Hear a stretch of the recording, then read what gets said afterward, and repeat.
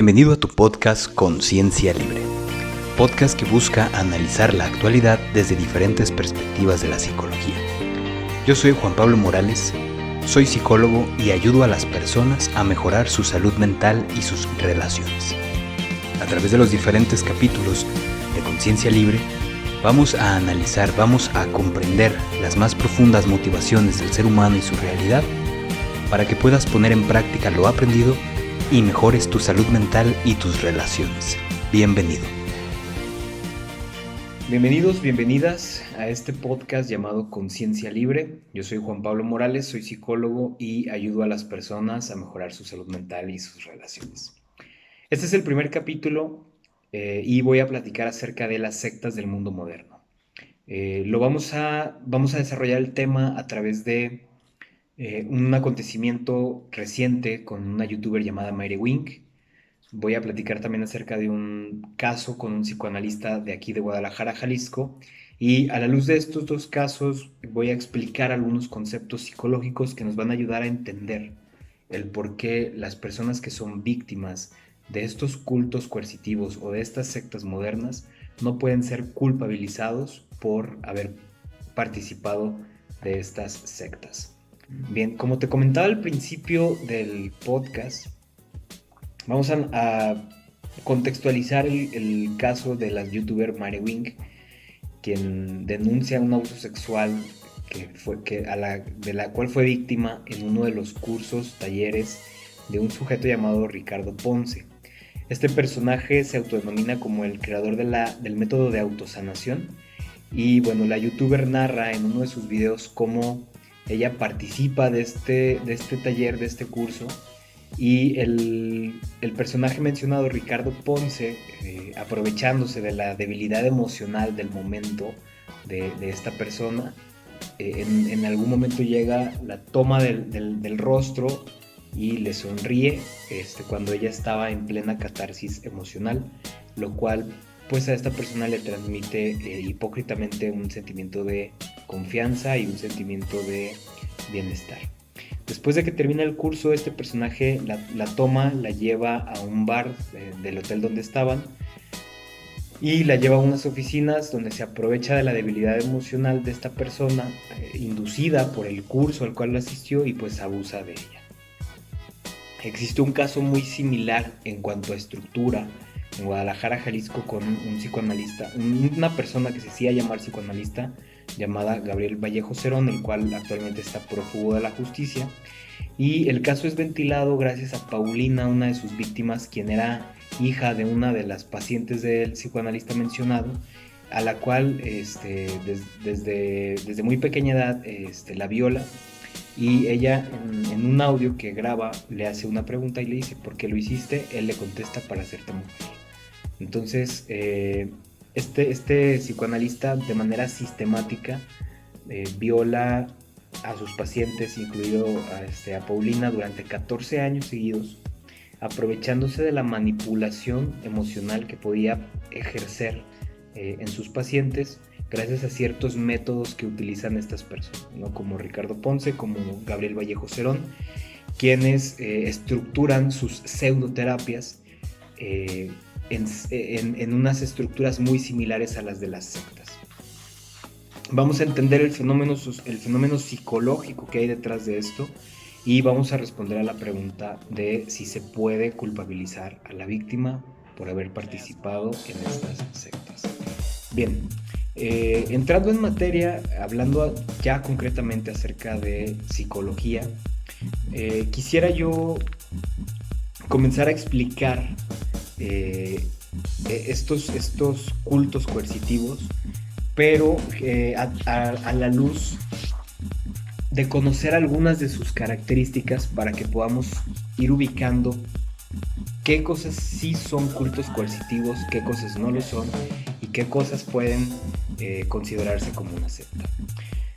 Bien, la primera característica de los cultos coercitivos es que utilizan eufemismos y nombres muy llamativos: psicoanalista, método de autosanación, no sé, es decir, utilizan nombres muy llamativos o nombres que hagan referencias a situaciones espirituales. Segunda característica de estos cultos coercitivos es que tienen un público muy amplio y sin filtros de ningún tipo, es decir, tanto pueden ir dirigidos a personas normales como pueden ir dirigidos a personas con ansiedad, con depresión, con codependencia, y no hacen ningún tipo de filtro clínico que, bueno, evite alguna situación diferente, ¿no? Incluso ellos mencionan en su publicidad que son capaces de erradicar estas situaciones como ansiedad, depresión, codependencia por medio de sus métodos.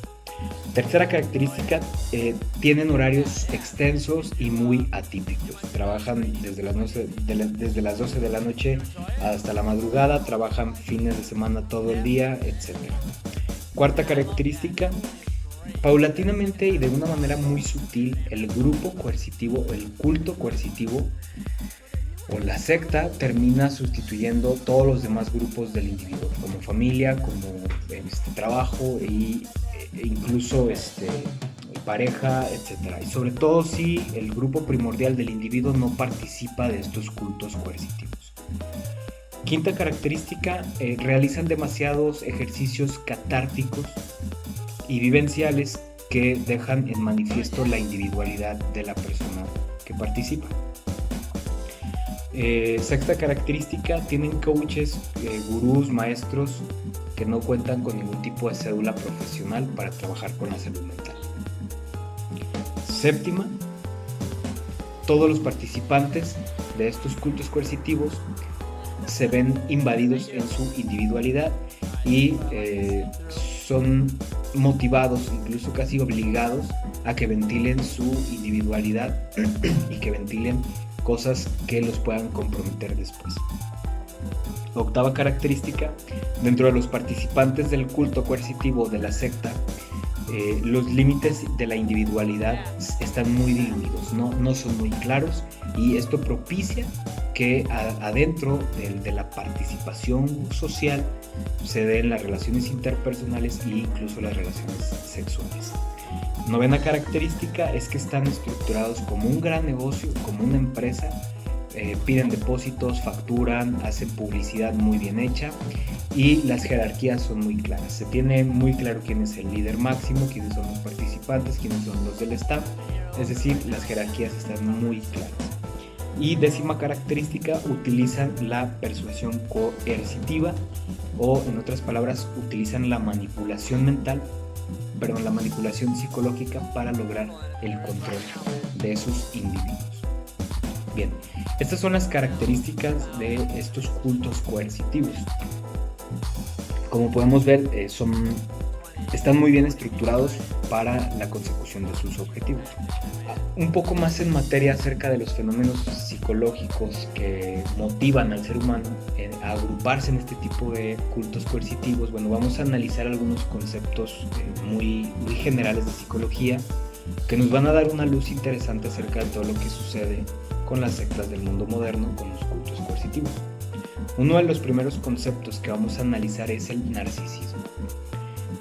Vamos a analizar el concepto de amor, vamos a analizar el concepto de sugestión y libido, vamos a analizar el concepto de eros y tánatos, identificación, ambivalencia, enamoramiento e hipnosis.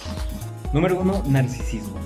¿Qué tiene que ver el narcisismo con la facultad del ser humano de unirse a cultos coercitivos? Bueno, de entrada, cuando el ser humano nace, es profundamente narcisista en sus motivaciones psicológicas porque no es un individuo hecho en el aspecto social. Entonces, es narcisista porque lo único que busca es la consecución y la satisfacción de ciertas necesidades que por sí mismo no es capaz de satisfacer. Estas necesidades hacen referencia a necesidades de protección, hacen referencia a necesidades de alimentación, de seguridad, etcétera, etcétera. Como en ese momento el ser humano no es capaz de solucionarlas por sí mismo, entonces son dirigidas a un otro, que en una primera instancia es la madre. El ser humano pequeño, el ser humano indefenso, narcisista, busca que un otro, en este caso la madre, sea quien satisfaga las necesidades. Y esto abre el camino para la forma en la cual el ser humano se va a desarrollar en sociedad. Bien, cuando entonces el ser humano aprende a solucionar sus necesidades por sí mismo, cuando el ser humano crece y madura en aspectos psicológicos y también biológicos, fisiológicos, es cuando se empieza a integrar a diferentes grupos sociales, que son los que han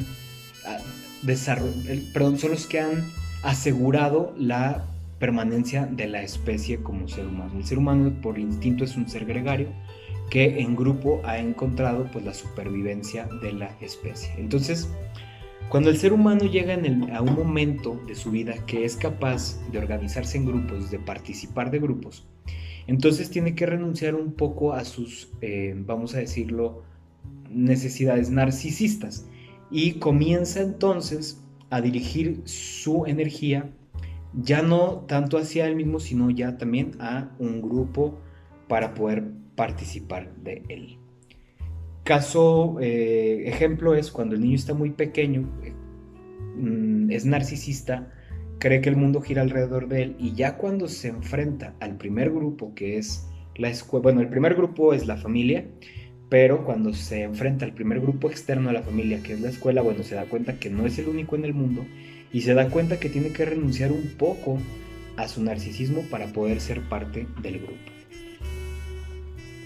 Hay sujetos que nunca superan este narcisismo y este desarrollo se da al revés.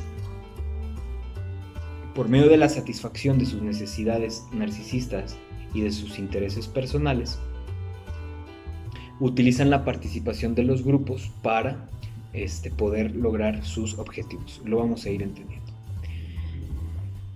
Cuando el ser humano está en grupo, cuando el ser humano se agrupa o se organiza en grupos y renuncia a esta cierta narcisismo,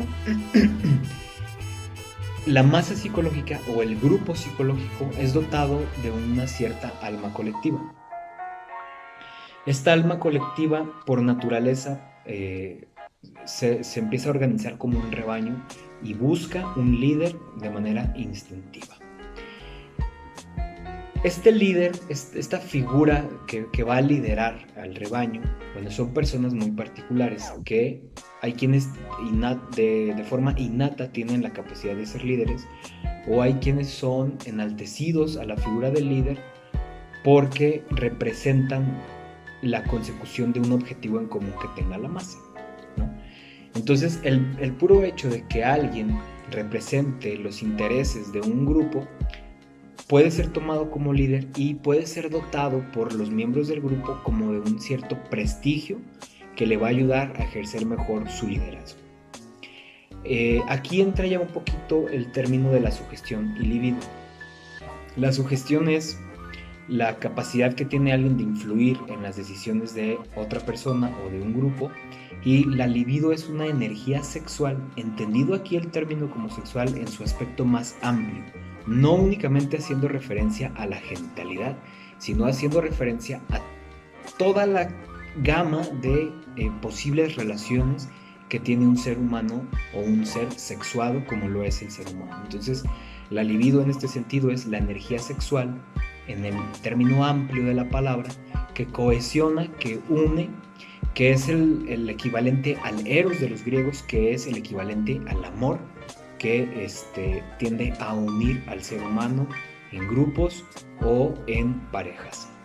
Bien, cuando el individuo es integrado en una masa o en un grupo psicológico, en un grupo social, experimenta una modificación de su actividad anímica por medio de un proceso psicológico muy particular que es el contagio.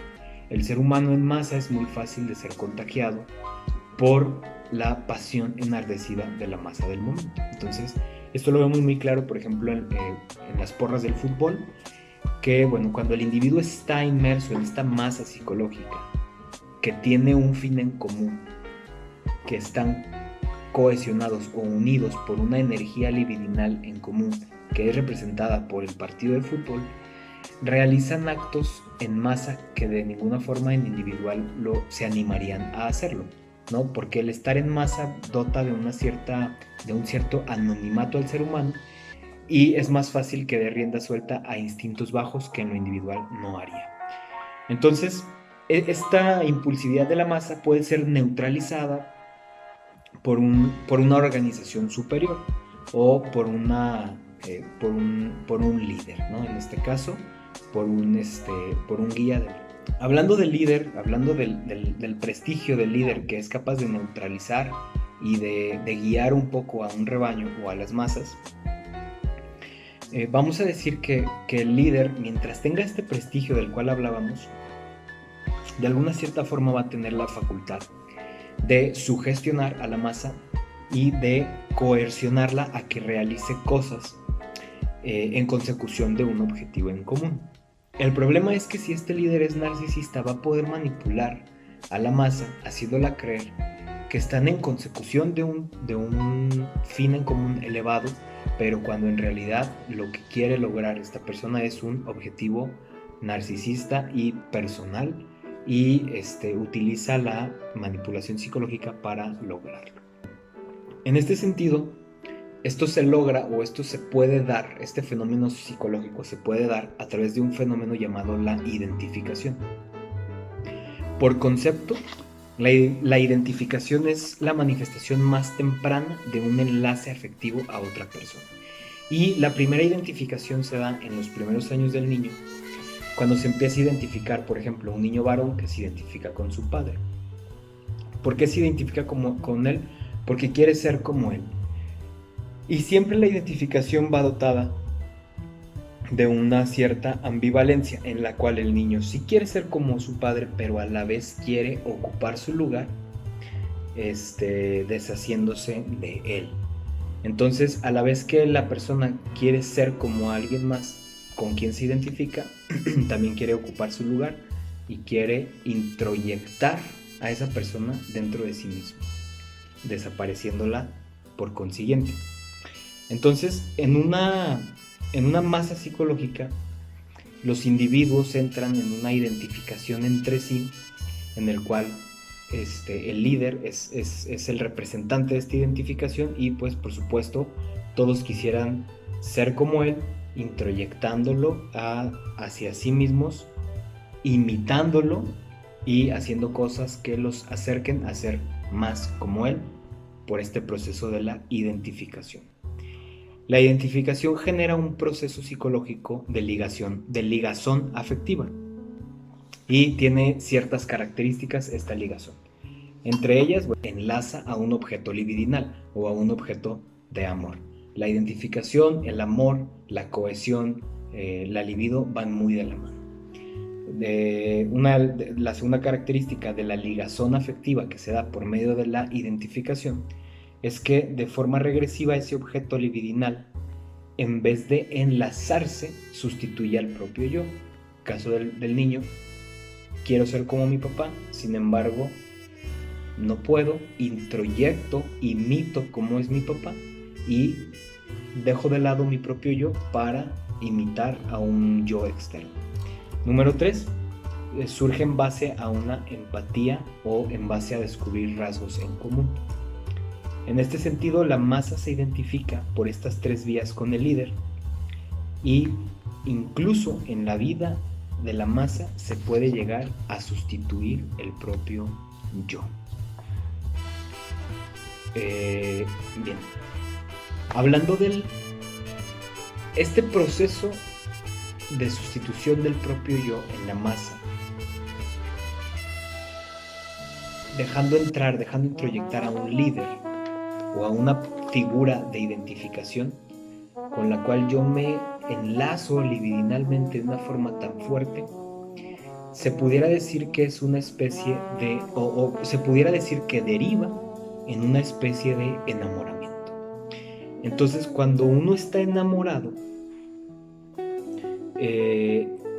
deposita en el objeto de amor diversas relaciones afectivas, ¿no? Reviste uno al objeto de amor de instintos sexuales, en el término más amplio de la palabra, como lo mencionábamos hace un rato.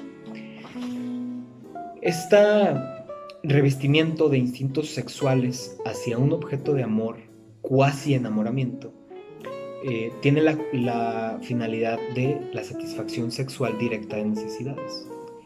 las cuales al no ser satisfechas totalmente derivan en sentimientos tiernos o en sentimientos de admiración.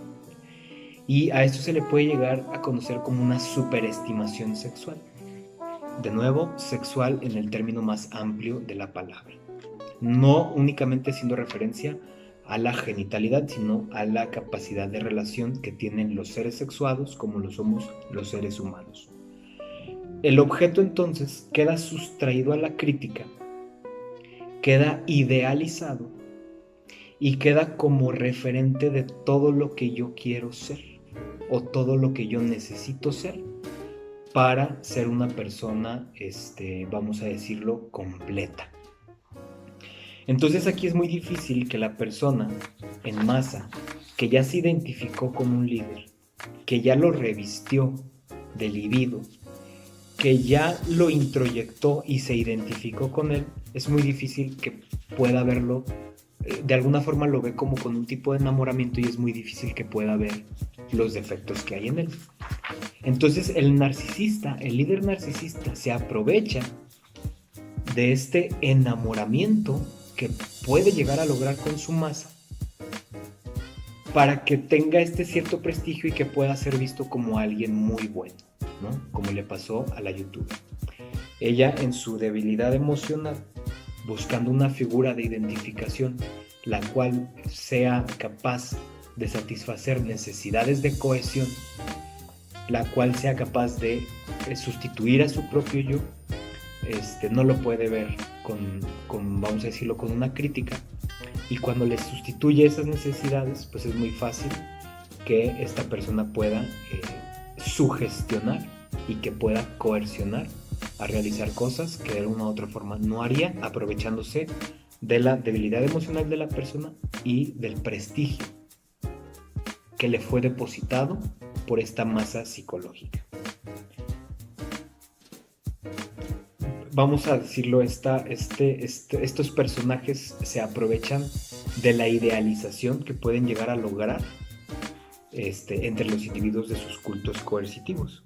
Entonces, de alguna forma, las personas que participan de este culto coercitivo se identifican tanto con el líder que quieren ser como él y por tanto no pueden verlo como una persona mala o no pueden ser capaces de objetivamente ver las intenciones oscuras que hay detrás de estos líderes narcisistas, de estos cultos coercitivos.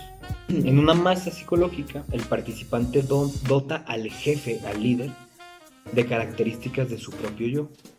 Y asimismo, él introyecta características del yo del líder para continuar identificándose con él. Debido a la debilidad emocional del momento y debido a que el yo está muy debilitado, es fácilmente sugestionable y pues es muy explicable que se aprovechen de estas situaciones. Entonces, dando solución a la pregunta, las personas que participan de estos cultos coercitivos no pueden ser culpables, no pueden ser culpabilizados, porque al final de cuentas, ellos no tienen la facultad ni la capacidad en ese momento de debilidad emocional de ver las cosas objetivamente y de tener una crítica objetiva hacia lo que están viviendo, ya que la necesidad de pertenencia que está siendo satisfecha en ese grupo es más fuerte incluso que cualquier pensamiento racional. Adicional, el prestigio del cual goza el líder es utilizado para cometer las más atroces fechorías. A esto le aunamos a la presión social que pueda recibir el individuo en esos grupos, en donde si se le ocurre mencionar que el líder es un abusador, le entra entonces el miedo a las represalias que pueda tener la masa, diciendo, tú estás en contra de nosotros, estás diciendo una mentira, etcétera, etcétera. Entonces es muy difícil realmente que alguien se anime incluso a decirlo, por el miedo que ejerce la reacción de la masa que está de alguna forma encantada con la figura del líder. Entonces, jamás podemos culpar a alguien de tonto incluso por haber participado de estos cultos y por haber sido víctima. Por el contrario, están en una situación muy vulnerable y están en una situación que incluso se puede ver cuestionada su credibilidad. Claro que alguien que está fuera de este culto coercitivo lo puede ver claramente, pero mientras estás inmerso en ellos sería muy difícil. Entonces, la recomendación es tener mucha atención, poner mucha atención en las 10 características que platicamos al principio para evitar caer en cultos coercitivos que te involucren de tal forma que al rato sea más difícil salir o que incluso seas víctima de cualquier tipo de abuso sexual, psicológico o monetario. La recomendación es también, si tú tienes la necesidad de tratar ciertas cosas de salud mental, si tú no estás feliz, si tú tienes depresión, si tú tienes ansiedad, o cualquier otro tipo de situación psicológica que esté afectando tus esferas de vida, busca ayuda profesional, busca profesionales que cuenten con título y con cédula, busca profesionales que tengan un respaldo que verdaderamente te pueda ayudar y que pueda evitar un poco el caer en fraudes. No digo que no haya psicólogos con título y con cédula, que no haya profesionales con título y con cédula que no sean abusadores. También los hay, lamentablemente los hay. Pero entonces, en este sentido, es importante que tú hagas partícipe a tu grupo primario de apoyo, familia, pareja, etcétera, de que estás tomando un cierto tratamiento y de que estén atentos a signos de peligro para que puedan ayudarte a evitar caer en algún tipo de abuso de cualquier índole. Esto es todo por hoy. Mi nombre es Juan Pablo Morales. Espero que este capítulo te haya aportado algo a tu vida. Espero que con este capítulo hayas aprendido. Sígueme en mis redes sociales. Estoy en Facebook como Psic Juan Pablo Morales, en Instagram lo mismo, YouTube también, Psic Juan Pablo Morales. Estaré compartiendo información acerca de fenómenos de la actualidad, estaré compartiendo consejos prácticos, estaré analizando, estaré haciendo análisis de cosas interesantes que puedan sumar a tu vida y que, bueno, puedas ser parte de esta comunidad de personas que quieran mejorar su salud mental y sus relaciones. Hasta la próxima.